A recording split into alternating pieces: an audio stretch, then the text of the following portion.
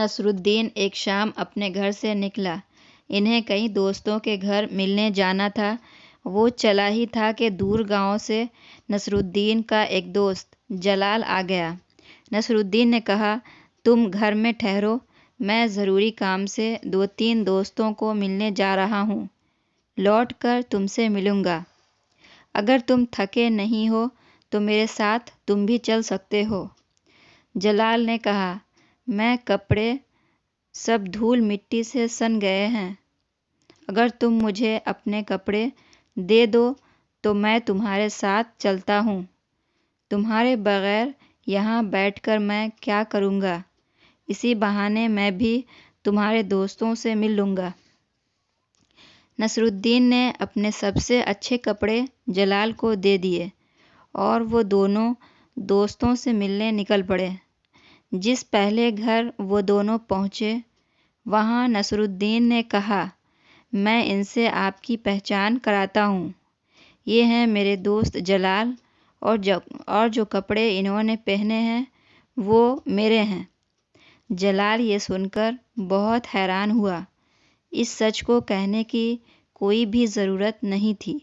باہر نکلتے ہی جلال نے کہا، کیسی بات کرتے ہو نصر الدین، کپڑوں کی بات اٹھانے کی کیا ضرورت تھی؟ اب دیکھو، دوسرے گھر میں کپڑوں کی کوئی بات مت اٹھانا۔ وہ دوسرے گھر پہنچے۔ نصر الدین نے کہا، ان سے آپ کی جان پہچان کراتا ہوں، یہ ہیں میرے پرانے دوست جلال۔ رہی کپڑوں کی بات، سو ان کے ہی ہیں، میرے نہیں ہیں۔ جلال پھر حیران ہوا۔ باہر نکل کر اس نے کہا، تمہیں ہو کیا گیا ہے؟ اس بات کو اٹھانے کی کوئی کیا ضرورت تھی کہ کپڑے کسی کے ہیں اور یہ کہنا بھی کہ ان کے ہی ہیں؟ شک پیدا کرتا ہے، تم ایسا کیوں کر رہے ہو؟ نصر الدین نے کہا، میں مشکل میں پڑ گیا تھا، وہ پہلی بات میرے من میں گونجتی رہ گئی، اس کی وجہ سے یہ کہہ دیا۔ سوچا کہ غلطی ہو گئی، میں نے کہا کپڑے میرے ہیں تو میں نے سوچا سدھار کر لوں، کہہ دوں کہ کپڑے انہی کے ہیں۔ جلال نے کہا، اب دھیان رکھنا کہ اس کی بات ہی نہ اٹھے، یہ بات یہیں ختم ہو جانی چاہیے۔ اب وہ تیسرے دوست کے گھر پہنچے۔ نصر الدین نے وہاں بھی کہا کہ میں ان سے پہچان کراتا ہوں۔ اس نے کہا، یہ ہیں میرے دوست جلال، رہی کپڑوں کی بات تو اٹھانا صحیح نہیں ہے۔ نصر الدین نے جلال سے پوچھا، ٹھیک ہے نا، کپڑوں کی بات اٹھانے کی کوئی ضرورت ہی نہیں ہے، کپڑے کسی کے بھی ہوں، ہمیں کیا لینا دینا، میرے ہوں یا ان کے ہوں، کپڑوں کی بات اٹھانے کا کوئی مطلب نہیں ہے۔ باہر نکل کر جلال نے کہا، اب میں تمہارے ساتھ اور نہیں جا سکوں گا، میں حیران ہوں تمہیں کیا ہو رہا ہے۔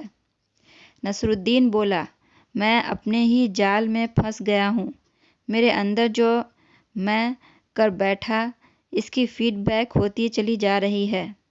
میں نے سوچا کہ یہ دونوں باتیں بھول سے ہو گئی کہ میں نے اپنا کہا اور پھر تمہارا کہا، تو میں نے طے کیا کہ اب مجھے کچھ بھی نہیں کہنا چاہیے، یہ سوچ کر اندر گیا تھا، لیکن بار بار یہ ہونے لگا کہ یہ کپڑوں کی بات کرنا بالکل ٹھیک نہیں ہے، اور ان دونوں کی فیڈ بیک یہ ہوئی کہ میرے منہ سے یہ نکل گیا،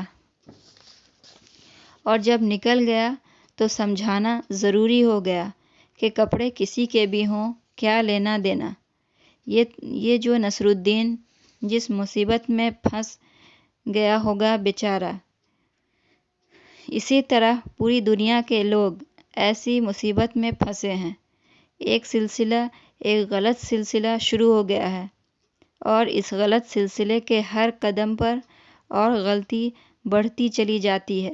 جتنا ہم اسے سدھارنے کی کوشش کرتے ہیں، وہ بات اتنی ہی الجھتی چلی جاتی ہے۔